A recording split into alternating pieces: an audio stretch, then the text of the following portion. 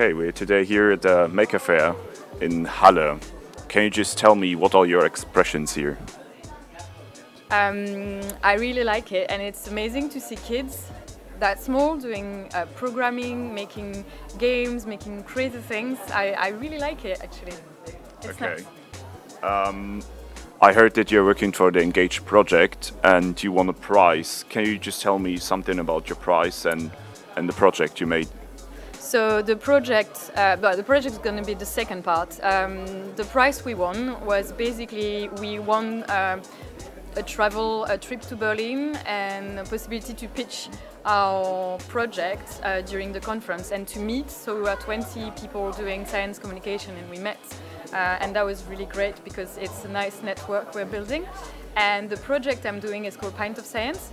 So the idea is we are taking scientists to the pub so they can explain their research to the public. This is not new because it's been going on forever, science in bars.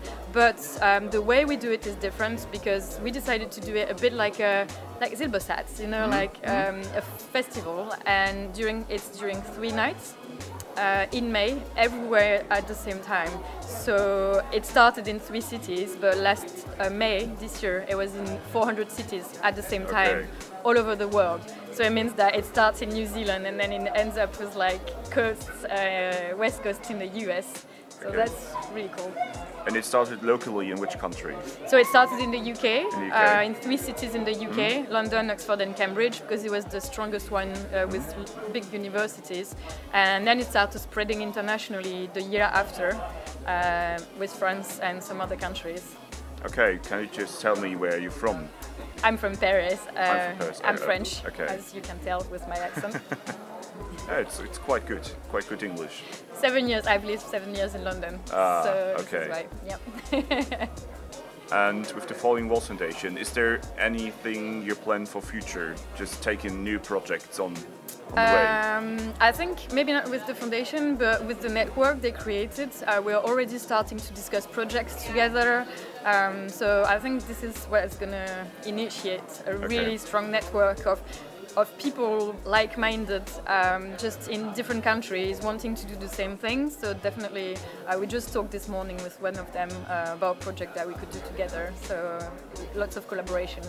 Okay, so you're not working alone, you're working in a team. Yeah. Can you just tell me how much people are on your team? So I have 2 different levels for Pint of Science. So I created the French one. So the French team is around 600 people. In France, and then I manage the international, so I'm helping new countries to develop. And in total, I think we are around 3,000 in the world. So it's not my team, as I don't know them, personally. I don't interact with them every day. But every time I go to some places where Pint of Science has been, and I meet people and science communication, people are like, "Yeah, I've done Pint of Science. I'm in the organization." So it's pretty cool. It feels a bit like a family, because we are all volunteering actually. We are only 2 to get paid, and the rest of the people are volunteering. And for France, it is a volunteer job, so I don't get paid at all. I just love it, so I do it. So it's all about engagement, also in a social way. Yes, exactly. Basically, the idea is that I'm a scientist. I was a researcher for 12 years. And the way people see research and science and researchers is really bad. It is inaccessible for them, And when you say I'm a scientist, people are going to say, "Oh, you're going to be complicated. Don't explain your research to me. I won't understand." And we really wanted to change that.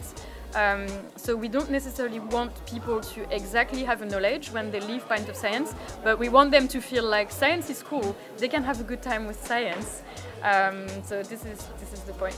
Also making it available for the public to Yes. see what's all about and to also communicate science like the festival is doing here. Yeah, exactly. And to have a direct access for the public to scientists, that was a crucial point as well, because we realized scientists are always in labs, and the problem is that getting the public to labs is really complicated. Whereas if you take the scientists and you put him, her in a bar, they can share not just their research, but also what it is to be a scientist and how do you work. When you have some people that are working on astronomy, it's quite weird to think you're working on a galaxy that is like super far away. What is it to work on that? How do you do? What's your everyday life? It's too abstract to imagine what's all about. So exactly, and what's your everyday life? You're working in Paris, but on what kind of computers? And when you go to super big telescopes, are you actually going to those places, or do you just ask for images and they take them and they send it to you?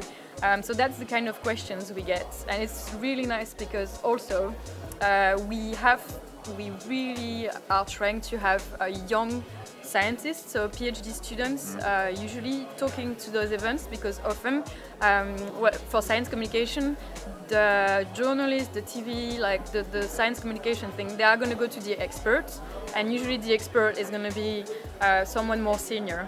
And young PhD students, they don't have the possibility or the chance to actually do science communication. So for us, it's really important to have young people explaining their research, because it's also seeing what young people can do, and it's amazing. Okay, I thank you very much for the interview.